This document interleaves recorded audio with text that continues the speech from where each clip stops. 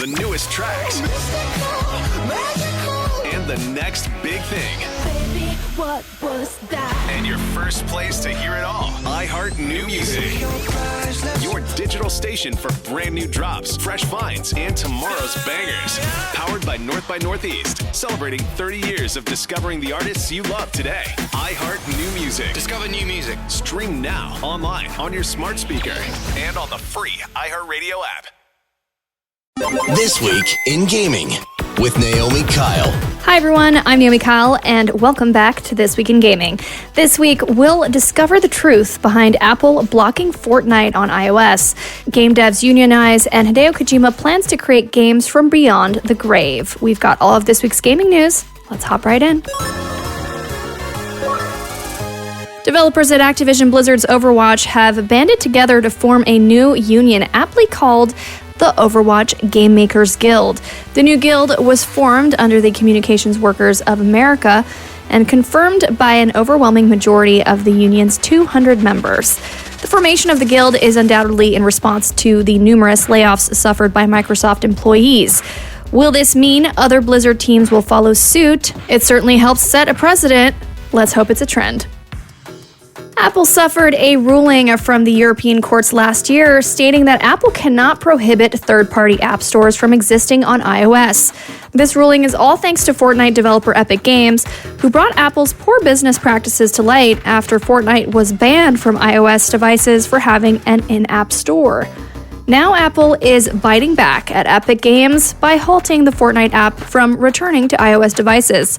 Apple says that the block is only temporary as they are simply waiting for resubmission of the Fortnite app to follow Apple's guidelines. Epic Games, however, is under the impression that the block is a deliberate and petty retaliation against Epic Games for holding Apple to task. Epic Games is blindly charging headfirst into the future with their latest Fortnite update. The update features a version of Darth Vader that uses AI to respond to player voice chat in real time. The AI makes use of the voice of the late James Earl Jones, who signed over his voice rights to Disney prior to his passing.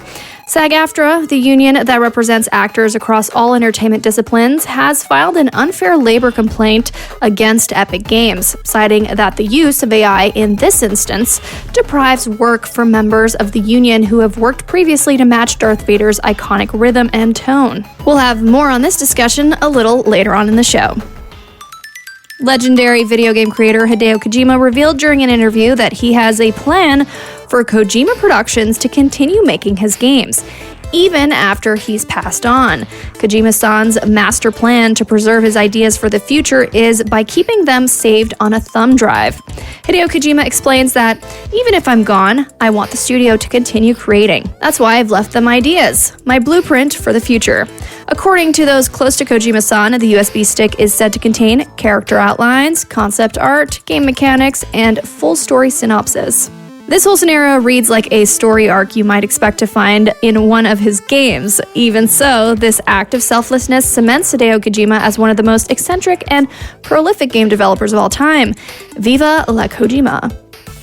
According to video game news outlet Game Reactor, Red Dead Redemption 2 can be expected to release on the Nintendo Switch 2 by the end of 2025. Game Reactor's sources insist that a patch for Red Dead 2 on modern consoles will be released alongside the Switch 2 port, which will take full advantage of modern hardware. A Switch 2 version of Red Dead 2 doesn't seem very far-fetched either, as Rockstar's parent company, Take-Two Interactive, has mentioned that they will have high hopes for Nintendo's new console, confirming that they fully intend to support the Switch 2 with 4 titles from Take-Two Interactive. In other good news, Shift Up, the Korean developer behind Stellar Blade, has officially confirmed a sequel is in the works. The announcement was quietly dropped in the company's latest financial presentation, where a development chart revealed that a follow-up to the 2024 PlayStation action-adventure hit is on the roadmap and expected to arrive sometime before 2027. Before fans can get their hands on the sequel, however, Stellar Blade is expanding to PC, with a release date set for June 11th, 2025. The original game earned praise for its slick combat, drawing comparisons to Nier Automata and Sekiro. Shift Up is also prepping another title, Project Witches, a mysterious multi-platform action RPG that is still currently under wraps. Games out this week. Starting on May 20th, Roadcraft rebuilds on PS5, PC, and Xbox Series X and S. Teenage Mutant Ninja Turtles Splintered Fate, Cowabungas onto PS4 and PS5. Stalker Legends of the Zone Trilogy Enhanced Edition hunts on PS5, PC, and Xbox Series X and S. Then on May 21st, Fantasy Life I, The Girl Who Steals Time, takes a chill on PS4, PS5, PC, Switch, and Xbox Series X and S. Monster Train 2 derails on PS5, PC, Switch, and Xbox Series X and S. Game of Thrones King's Road usurps PC, Android, and iOS. On May 22nd, Out of Sight creeps onto PS5, PC, Switch, and Xbox Series X and S. Deliver at all costs and linked Banner of the Spark Dispatch on PS5, PC, and Xbox Series X and S. Teenage Mutant Ninja Turtles Tactical Takedown and Warhammer 40k Speed Freaks zips exclusively onto PC. Then, on May 23rd, Onimusha 2 Samurai's Destiny gets remastered for PS4, PC, Xbox One, and Nintendo Switch. Quest complete. So that's the news for this week. It's now time to chat with our guest, Maude Garrett, who joins us to chat about the news, plus a deep dive into Fortnite's ongoing battles between Apple and their new AI Darth Vader. Select game mode. Multiplayer. All right, Maude, you are my guest host today. I'm so excited to try this new format one more time. We're reformatting it for the second time. Oof. But how are you doing? Life's great. Can't wait to get stuck into gaming news, that's for sure. Yeah, there's going to be a lot of stuff. Luckily, mostly good news. So I think we all deserve a little good news. I think especially after the past few years that we've had, we definitely need some good news. And so far, so good. I mean, Blizzard's definitely been through it, but Overwatch devs looks like they're going to be forming a union. Good. My question to you, and I guess to the table here, do you think other Blizzard teams are going to follow after this? Because if Overwatch can do it successfully, that's good news for the other teams on StarCraft, on Diablo, all those other franchises. I feel like Blizzard is a company that's constantly been learning new lessons and crucial, pivotal lessons as well. Mm-hmm. I've always thought that if it gets to a point where a union needs to happen, it's probably deserved. It's probably necessary. Yeah, so I like it's the not fact. out of nowhere. And, remember that Marvel Rivals had a huge sort of like lead up. It took a lot to build the game. And once it launched, they got rid of the development team. So there was no real guarantee. And I feel like with the amount of layoffs that continue to happen as well, and the amount of over asking and under giving that's been happening as well, and that's across the board, I think that that's a really smart thing. There's a reason why actors' strikes have happened, writers' strikes have happened. It's because we're, as an entire entertainment industry, getting to a place where we're making an unlivable wage. Mm-hmm. Yeah. And the asks have gotten so unreasonable, and people are actually earning less now than they previously have been, and then you add inflation on top of that. So Overwatch is a fantastic game. You and I have played it so much. We love it. We're huge fans. It does keep evolving. There's new seasons every single time, and I like the replenishment of seasons as well, because it means that as the game evolves, people working on it continue to work on it. That's right. But I'm all for the union. Me too. Yeah, I think two things, I'm sure they saw Marvel Rivals and were like, we need to our biggest, competitor to that is Overwatch. So we need to focus on, making sure these devs stick around. Maybe we make an Overwatch 3, I don't know. And then I'm also thinking about, when people see all these developers, you work so hard, you grind so hard on an IP, on a project, and then you're just not rewarded and go after that. Not even that, you're discarded. You're discarded. And then you have to start off anew or not even be able to find work after that because everyone's been let go. Mm-hmm. There's no long-term career growth or longevity there. Mm-hmm. It's completely been cut from the developer's side. And I'm on board as well. Very happy to see that Overwatch devs made that initiative, and I just hope it follows suit to the other franchises. Blizzard, if you can pioneer this and be the good guys throughout it, well done. Yes. I think you kind of need to position yourself in that way. That's right. This is the way to redeem yourself. I'll be back in just a minute with my interview with Maude Garrett, but first it's time for...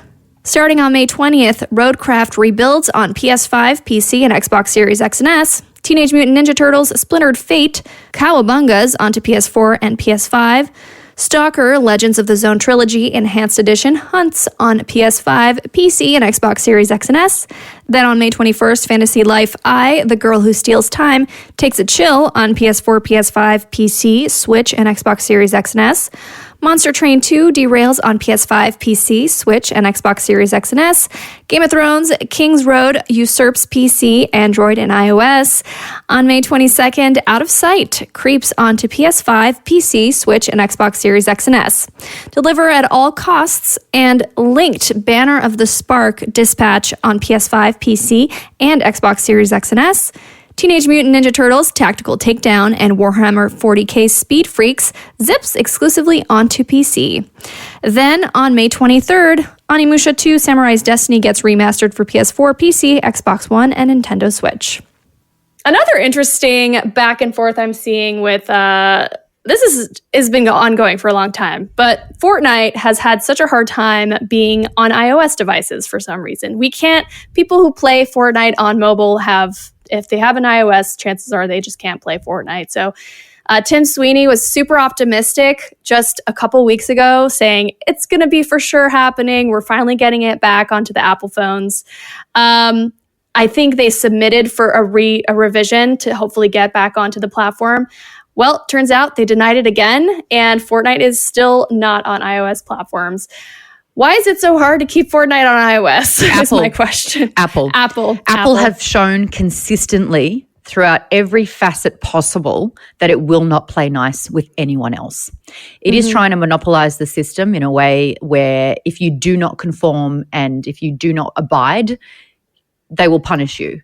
Now, this happened, Trisha would tell me a lot about it because she's an Android user. I'm an iPhone user. And it was Apple that refused to globalize how files are transmitted between Android and iPhone. And it wasn't until I think legislation had to take place where legislation said, hey, Apple, stop it, fall in line. You are hurting other people. You are hurting consumers. You are hurting the business. You need to start playing nice. And Apple's like, okay. Now, a great example, I'm on Patreon. If someone were to purchase a digital pack of a photo shoot off my Patreon and they did it on the PC, it would cost one particular price. If they were to buy the exact same thing through an iPhone, there is a huge upmarket for it. Yeah. Apple is fundamentally greedy. Yeah, making it hard. And I'm saying this as an iPhone user. But Fortnite's not struggling for money. I get that. I think that Epic Games is just trying to create a gaming ecosystem on mobile. And frankly, mobile needs it more than ever. Oh, yeah. iOS gaming is the most neglected corner of gaming a lot of the time. And so if one of the world's most popular games is trying to put their game on iOS, it would benefit Apple. But Apple turns around and says, no, we want 30% more. We want a 30% commission on the game. So Apple won't play nice. That's all it comes down to. I totally agree with you. And they are trying to push, their own gaming platform and their own games and stuff like that. It's and stop trying to make fetch work, Apple. Yeah, it doesn't work. It doesn't work. So I hope that when all of this does come to some conclusion that Epic does win this fight. But yeah, it is totally Epic versus Apple right now. And I'm glad to see Epic standing up to Apple, which is, I imagine, not an easy thing to do. I completely agree. Do you remember, I feel like gaming is its worst when it's competing. So when they only made exclusive PlayStation titles. As well, you have to get a PlayStation if you want to play this game, even though it's a franchise, even though it's a third-party IP. And I feel like consoles have been playing a lot better the last couple of years, Oh, yeah. They're not especially Xbox, as we've been talking about. Yeah. And so it's gaming suffers the most when there's competition at play and when it's hurting others. So, if consoles can get there, PCs usually played really great, like Steam and GOG and Epic, there's enough room for all of them. Absolutely. Yep. I'm in the same boat, and I really hope that you've mic drop right there. That was perfect. I really hope to see Epic come out on top of this, and I just would love some synergy between iOS and Android. Like, come on, Let's just Apple. have it flow. Let's just be nice to each other. All right, Fortnite's AI Darth Vader. Have you heard about this? I sure have. I've seen a clip of Loser Fruit, Aussie huge streamer, Crazy. basically tricking Vader into swearing. Who thought it was a good idea to let AI hold the wheel and drive? That is the question, because why did Fortnite decide to do this? They put in an AI Darth Vader into the game. Players can go and talk to Darth Vader and get responses, and it's completely sort of left field. To me, it feels like a miss. Like, why did they do this? They wanted to set have it real themselves time. They wanted real time interaction. I can't believe that Disney has allowed Fortnite use of their IP character. And the way that Disney and Star Wars protect their canon is insane. Mm-hmm. How Disney has allowed AI to dictate that Vader can say anything. Yeah. And it's like, when you get AI to educate itself on the internet, you are guaranteeing that that AI will become racist, misogynistic, homophobic, all of these things. And that's All what's the going on horrible with things. Vader. Yes, of course, because that's what people will immediately go and do. They're going to try to mess it up, right? They're going to try to make it do the most horrible, heinous thing that you could think of. I just can't believe that they weren't it's sitting been here. happening. Yeah, they Yeah. won't be like, hey, what's the worst that you think can happen? Like, they just didn't, like, how did you not figure that out? Somebody in marketing did not think this through or something. Great idea. AI, what could go wrong? Let's do it. Yeah. Roll it out. And it's only pushing the idea of why people hate AI, and for good reason. Like it's only pushing that further, because this is a perfect example of where it's being misused. 100%. Especially for voice actors, and like you said, the legacy of these characters. It's they're iconic, and Poor they need to James L. remain that way. Jones. I know, exactly. Like, can you imagine James L. Jones's iconic character saying racist remarks? Nope. That is so tone deaf. Oh my God, it actually makes me angry. Yeah. Well, let's move on to something a little bit more, somewhat better. Kojima, he has we know Kojima. He's touted as the genius of video game development. He's a genius storyteller, but he came up with this idea now where if he passes away, he has a USB stick that passes on to the other dev teams to be able to continue on his ideas after he's died. Genius idea or WTF? I love that we've just been talking about legacy.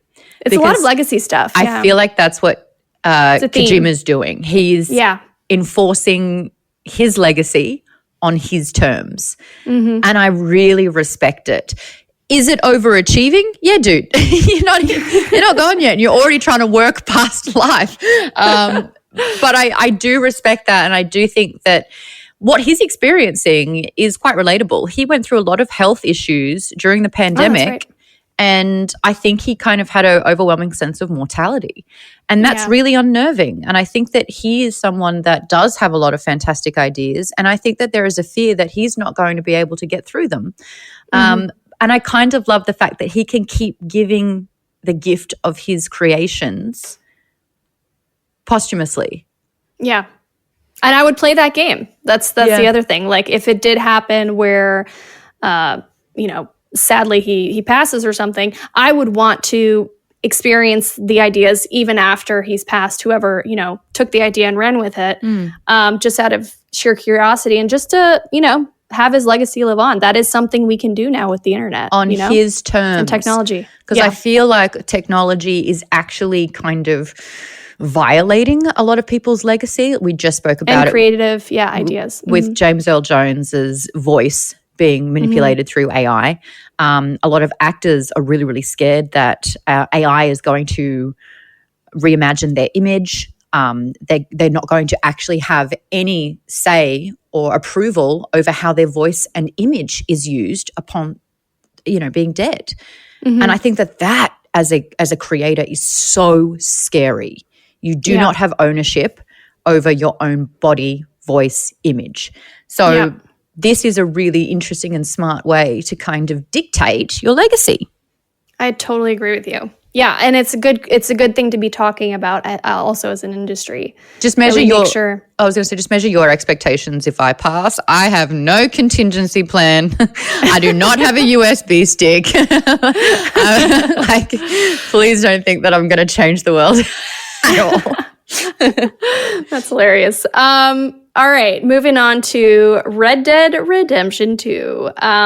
It's looking like, reportedly, it's going to be on the Switch 2 at some point, the new Switch coming out soon. Do you think the Switch 2 will be able to handle a game as big and as fast as Red Dead Redemption? I think Switch 2 should. If they're going to bring in a whole new console and upgrade it from the Switch, you need to talk the talk as well as walk the walk.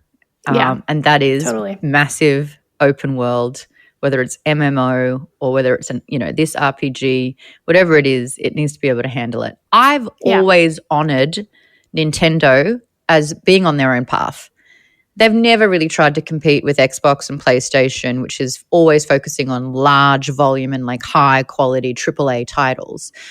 Nintendo's kind of focused on taking risks, evolving hardware. So I've never been disappointed that Nintendo hasn't caught up with trying to accommodate for the AAA titles of the PlayStation and Xbox and PC. So if they say that you can do it, fantastic. Am I sitting here going, well, now I'll buy a Switch 2 so I can play Red Dead 2 on it? Well, for me, it's the travel element. So like a big game like that, I don't always have time to sit down and play it at my house. So if I'm going to travel or something, I can bring it with me, and it's like a go-to little thing that I hop into here and there.